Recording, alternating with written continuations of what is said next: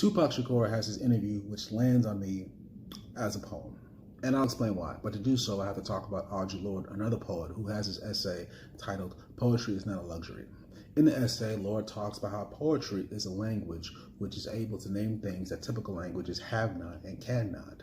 She even talks about how there have been things in her life which have annoyed her until they've been named and shaped by poetry.